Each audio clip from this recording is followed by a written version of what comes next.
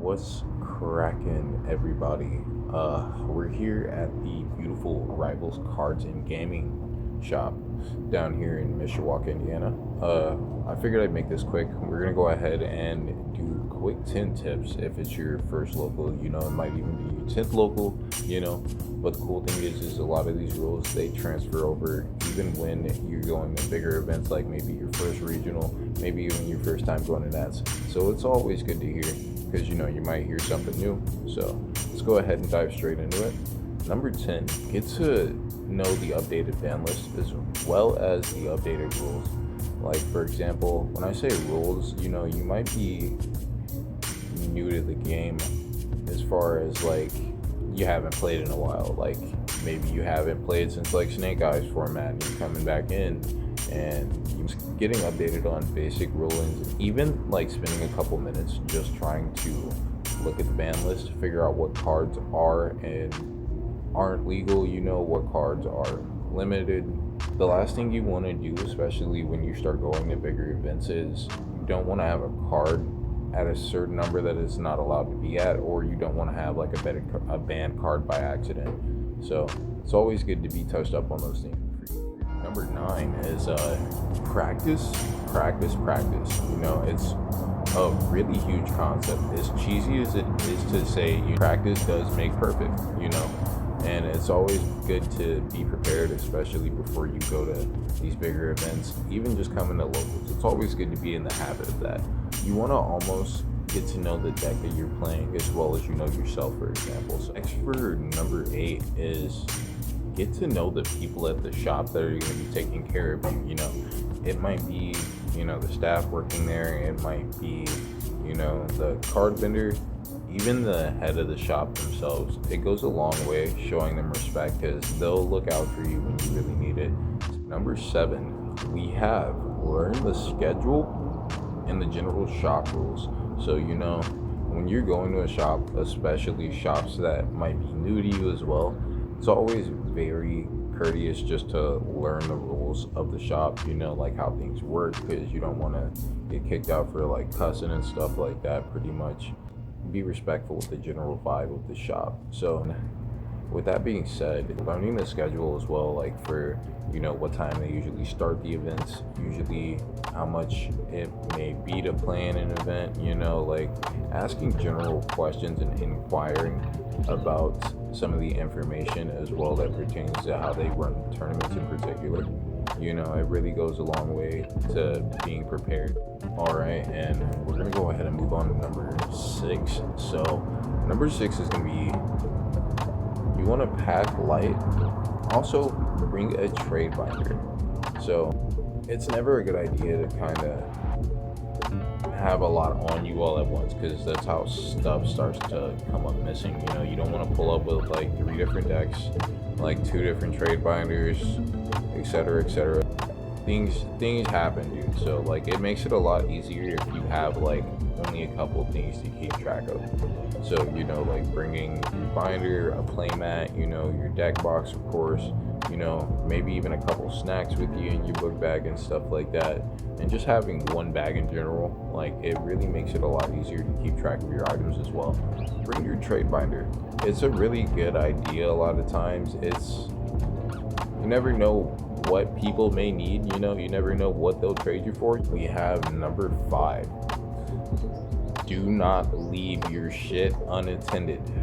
I repeat, do not leave your shit unattended.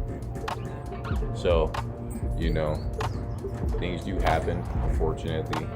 It as much as it sucks to say, people can like take your things, so it's never a good idea to just like kind of leave them laying around, especially if you're at like a new shop.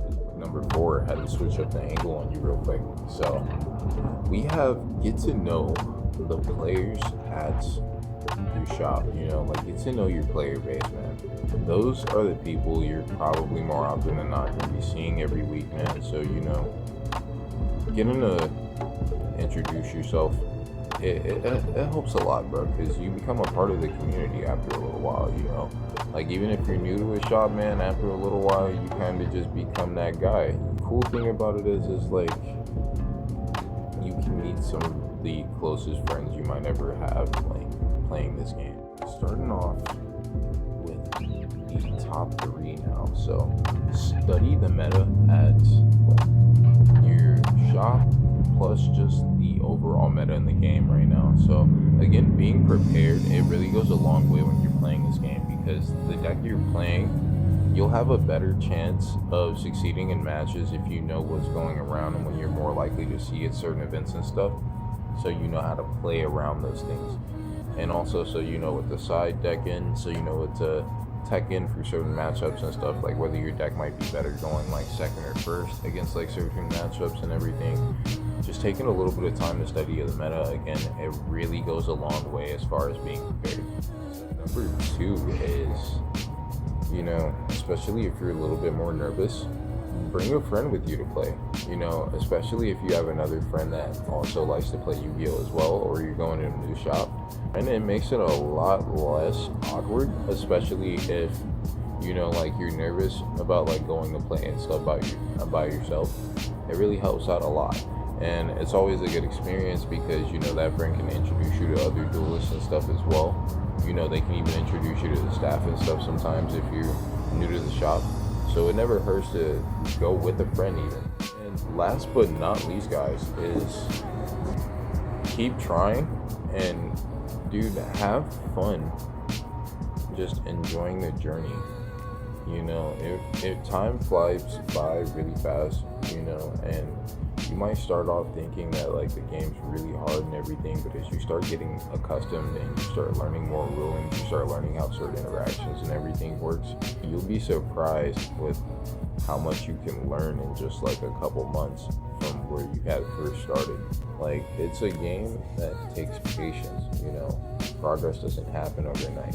Rome wasn't built in a day, so it's a journey, man. And, you know, the most important thing about it is that you have to enjoy like playing the game, you know. Like, yeah, losing sucks, it happens, you know. Like, that's why you have to keep trying, because like, I'm gonna keep it a buck with you, you know, like you're gonna lose. There's gonna be things that are gonna be out of your control sometimes and stuff, so you have to be able to bounce back from those things. It really just takes patience. That's the biggest thing with it. And you just have to enjoy the journey, because before you know it, you're gonna be one of the guys that are gonna be teaching people how to play this game. So it's really important that you just take time enjoying being a duelist, man, because really there's no ceiling to how good you can get at the game. And, you know, you learn something new every time you play it. But with that, that is pretty much it for the top 10. That's it for me. Peace out, y'all.